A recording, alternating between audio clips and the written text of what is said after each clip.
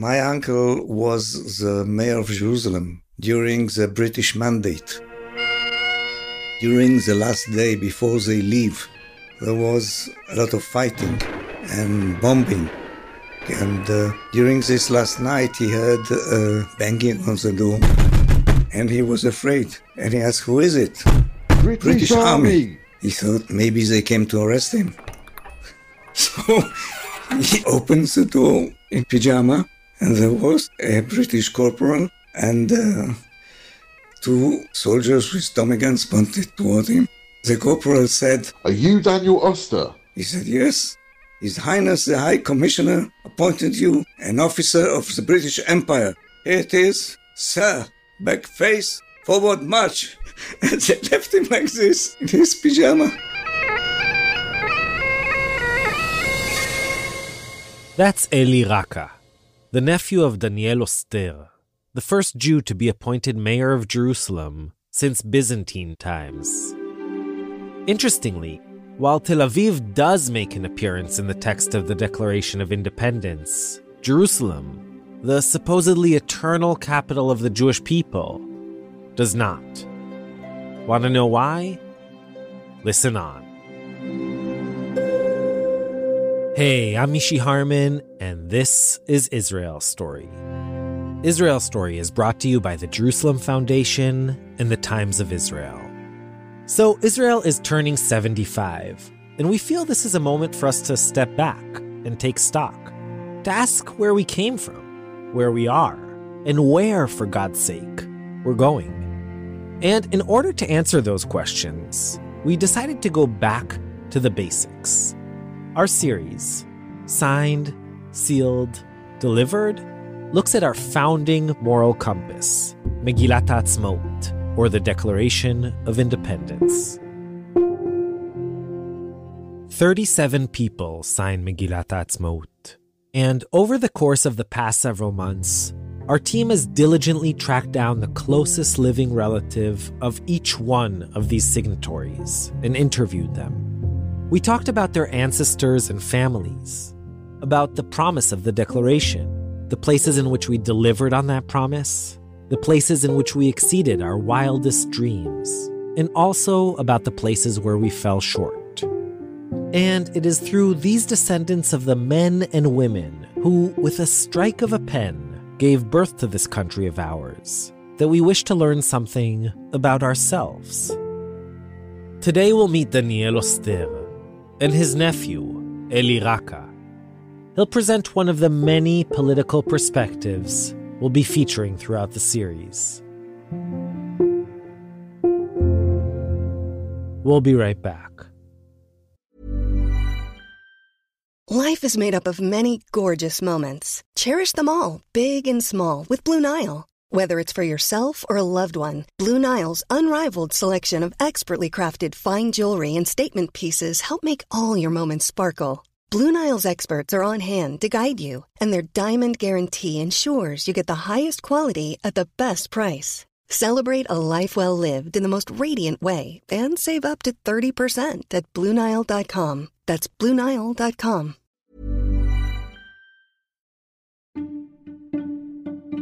I know you care about the war in Israel right now, and you've been reading the headlines.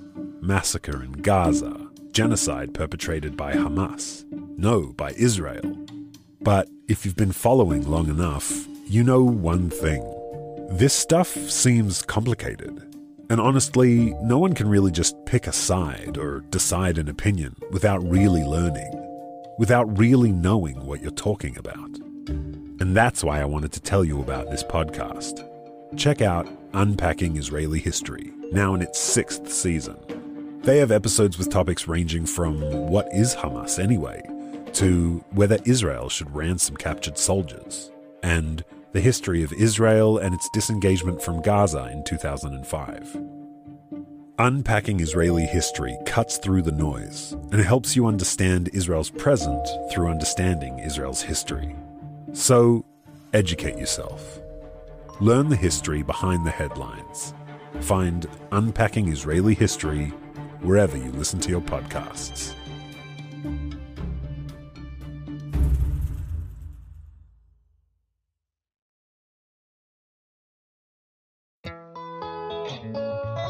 With what seems like an endless amount of information at our fingertips, we tend to forget that wondering about things is really part of the journey to finding answers we're looking for.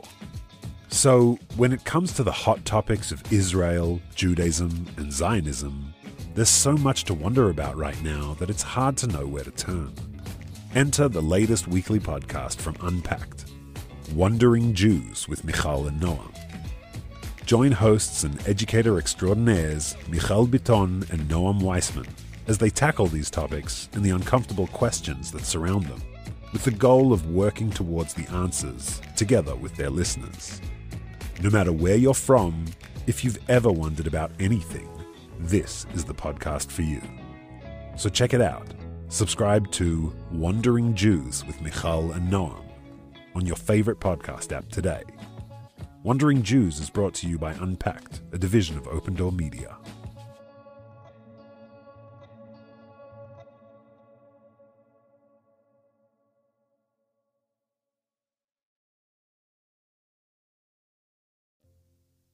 Okay, we're back. Here's our producer Lev Cohen with Eli Raka, Daniel Oster's nephew. Daniel Oster was born in Galicia in 1893 and earned a law degree from the University of Vienna before making Aliyah in the spring of 1914.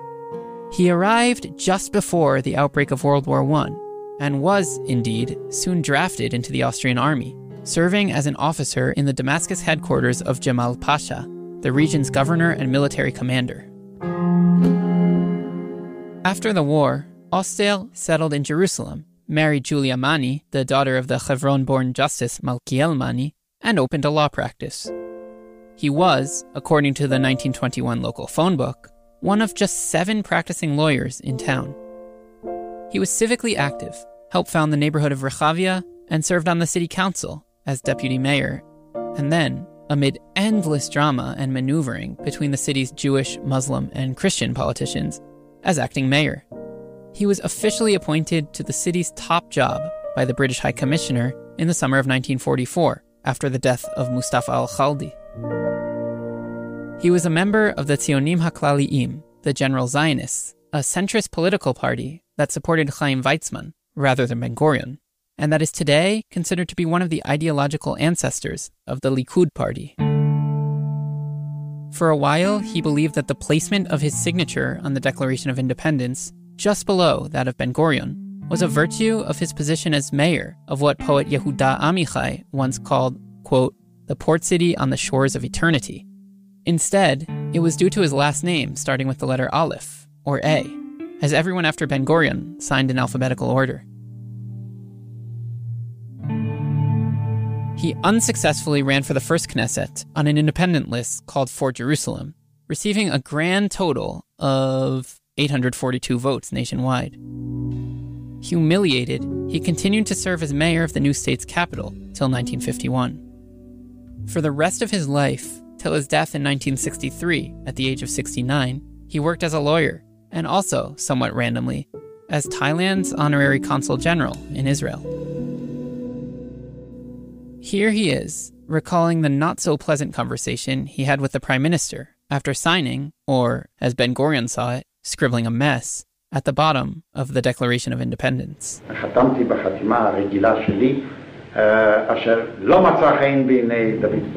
I signed with my usual signature, which David Ben-Gurion, well, didn't like. He said, "What is this, Oster? Do you know what it is you're signing here?" I said, "I know exactly what I'm signing, and I know it's an historic document that will remain for generations upon generations. But what can I do? This is my signature. And if I sign in some other manner, it simply won't be my signature." He said, "But your signature is entirely illegible." I said, "I know. I'm very sorry. But as a function of having served as the mayor of the city for so long, I had to ruin my signature given the vast number of signatures I had to sign every day. But that is my signature. I have no other." I am Eli Raka. I live here in Tel Aviv. I am the nephew of Daniel Oster. There are no living children of his today. His son, Eli. We are all called Eliyahu because of my grandfather, who was Rabbi of Hebron, Rabbi Eliyahu Mani. Eli, Daniel Oster's son, he was about 16-year-old, and he played with the gun of Daniel Oster's bodyguard. And the gun fired, and he was killed by it. I am the first kin of him.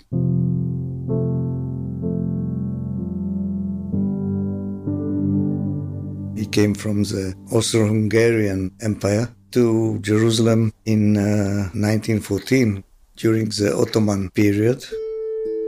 When the First World War erupted in August 1914, he was drafted to the Austrian army in Jerusalem, and he was sent to Damascus, and he served there as an Austrian officer.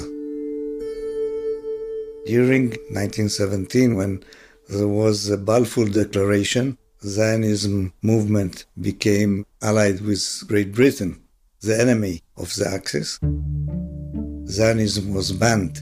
There was an underground called Nili that spied for the British in Palestine. Two of them, Belkind and Lishansky, were caught and brought to Damascus and hanged there. And he saw it from the window of his office. And he was very afraid because before the war, he worked for Arthur Rupin, the financier of the Zionist movement. They had a trick. In Palestine, the gold coin was worth 4 ordinary coins. And in Istanbul, the gold coin was worth 5. So they bought gold coins in Palestine. And Daniel Oster was sent to Istanbul to change them for simple coins. And that's how they made a lot of money for the Zionist movement. He had a friend who was a journalist, and he told him the story, but he told him, don't publish it. If you publish it, I'll be in trouble. So when he was in the headquarters and saw the 2 Nili people hanged, he also received newspapers from Palestine, and there he saw his story. And he said, now they're going to hang me. Luckily, the Turkish generals didn't read it, but he was very afraid. When he came back to Jerusalem, he said, why did you publish it? You promised not to publish it. He said, yes, I wasn't in the office, and some other journalists find it in my drawers, and he published it. I'm so sorry. During the 30s, the Jews were the majority in Jerusalem. So he was elected mayor.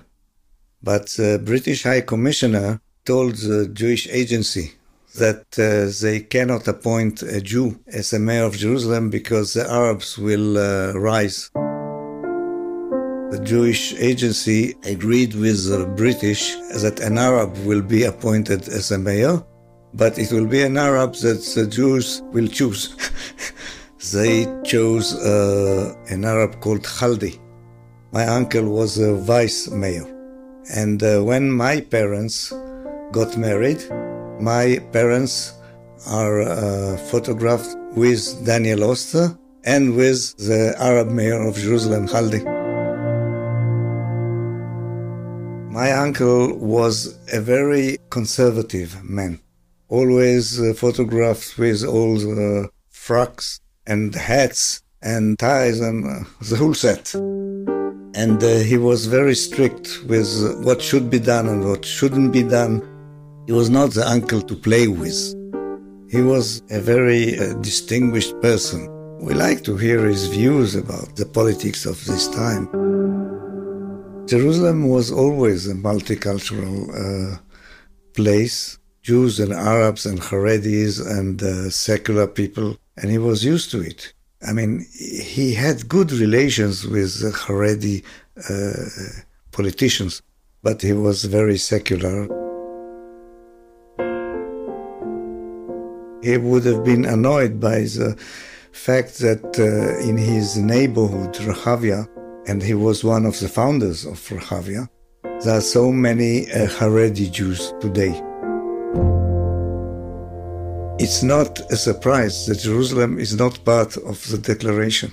Ben-Gurion didn't mention Jerusalem because he knew that it will make a lot of antagonism. According to the UN resolution making the Jewish state and an Arab state, Jerusalem was to be an international city. And he knew that if he will put Jerusalem as the capital of the state of Israel, it will make a lot of antagonism in the world.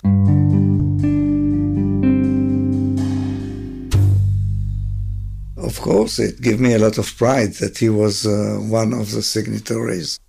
The Declaration of Independence is very important, and even today, when we fight against ideas of abolishing the judicial system, we base our claims on this Declaration of Independence. And of course, he understood it and he approved of it. Although it's a Declaration of Independence of the Jewish state, it's also a declaration of human and minorities' rights.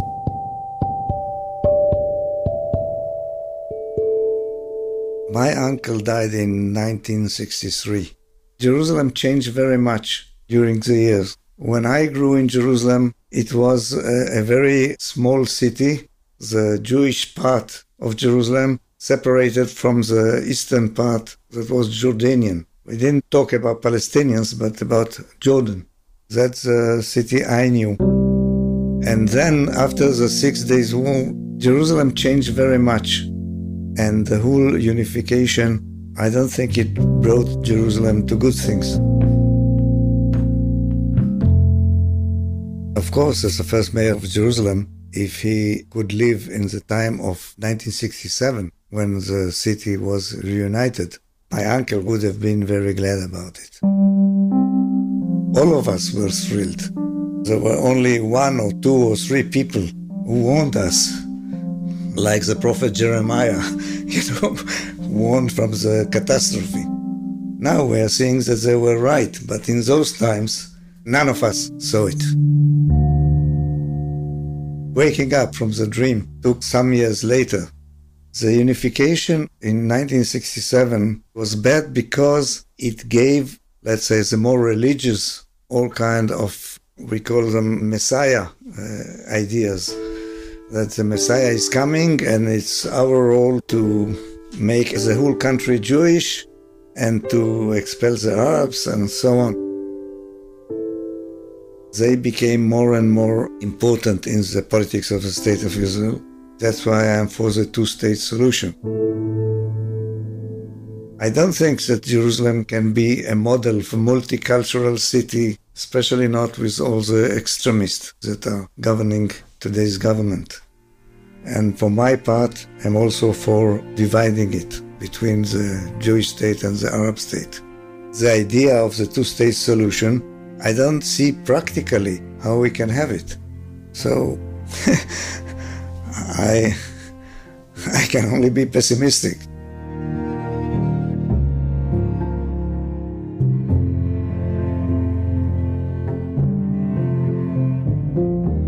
Mitch Ginsburg and Lev Cohen are the senior producers of Signed, Sealed, Delivered. Our staff also includes Yochai Meital, Zev Levi, Adina Karpuch, Jamal Rishek, Hadas Kidron, Shoshana Sara, Shira Shantz Khalil, Ross Bordeaux, Yael Ben Chorin, and Rotem Tzin. Sela Weisblum is our sound engineer. Zev Levi scored and sound designed the episode, with music from Blue Dot Sessions. Our music consultants are Tomer Kariv and DJ Yoni Turner. And our dubber is Yoav Yefet. The episode was recorded in our very own Nomi Studios. You can catch up on all our regular Israel Story episodes, as well as the other Signed, Sealed, Delivered minisodes on our site, israelstory.org, or by searching for Israel Story wherever you get your podcasts.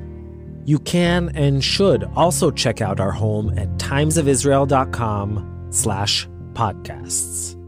And of course, follow us on Facebook, Twitter, Instagram, all under Israel Story. If you're interested in sponsoring episodes of Israel Story, email us at sponsor@israelstory.org. This series is dedicated to the memory of my beloved father, David Harmon, who was a true believer in the values of the Declaration of Independence, in Zionism, in democracy, and most of all, in equality.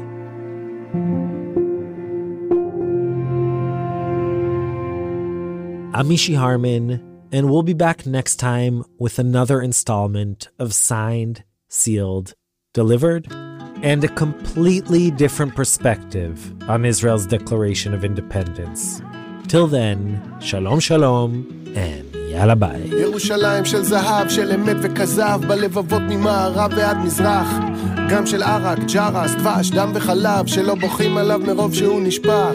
איך מאות מונים של מיני מינים ותתי זנים ביחד תוססים הופכים לסיידר של אאוטסיידרים. מכל פינה טיקטוק של טיימרים, סקייטרים בשטריימלים, זה פרח שלא יכולים עליו שום גריינדרים. ירושלים של נחושת, של קודש ובושת, של עומק ועומס, תינופת ונופת ותופת, סחרחורת של אושר ועולב ואופת וכותל ואומץ. או כמה אומץ ברחובות של ג'רוז, בח קרלי בח פיירוז והבלוז, שותה נקי בלי דילול בלי גיזוז, אני מי שהזמין אתכם לזוז. ברוכים הבאים לעיר האלוהים, האבנים דקים כי הכיסים ריקים, מהלילות קרים הנשקים חמים, מי שלא בפנים אף פעם לא יבין, נוצצת כמובלים במשקל כבד, שולחת אגרופים, אני אותי עומד ולעולם לא נתמרד. ירושלים של אור, אורגנוז אורגינלי, עשויה אוריגמי, לחוצה כמו פאבלה, אורנמנטים אורבניים, אורנים אוריינטליים, עיר באפור, ואף אור לא ידמה לה, בלי טובות, בלי הוואנטות, בלי לחשבן לתל אביב, בלי פשרות, בלי היגיון, בלי להעליב, יום בלי גבולות, יום בלי חופש סינג סינג, ירושלים שמה את הבלי בתוך הבלינג.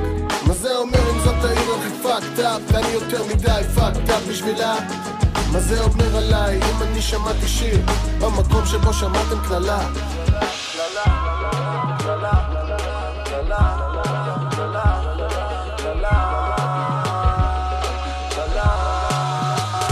ברוכים הבאים לעיר האלוהים, האבנים דקים כי הכיסים ריקים, והלילות קרים הנשקים חמים, מי שלא בפנים אף פעם לא יבין, נוצצת כמו בלי במשקל כבד, שולחת אגרופים, אני אותי עומד ולעולם לא נתמרד. ברוכים הבאים לעיר האלוהים, הלילות קרים הנשקים חמים, נוצצת כמו בלי במשקל כבד, שולחת אגרופים, אני אותי עומד ולעולם לא נתמרד.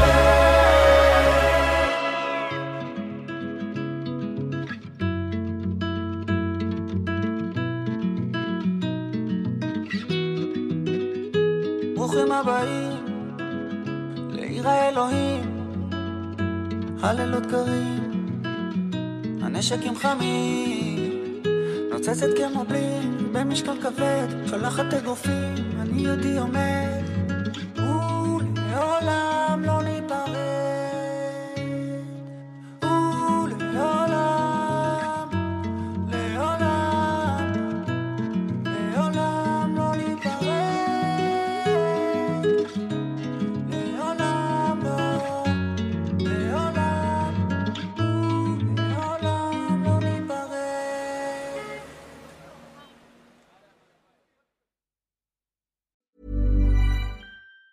Tired of ads barging into your favorite news podcasts? Good news. Ad-free listening is available on Amazon Music for all the music plus top podcasts included with your Prime membership. Stay up to date on everything newsworthy by downloading the Amazon Music app for free or go to amazon.com/news ad free. That's amazon.com/news ad free to catch up on the latest episodes without the ads.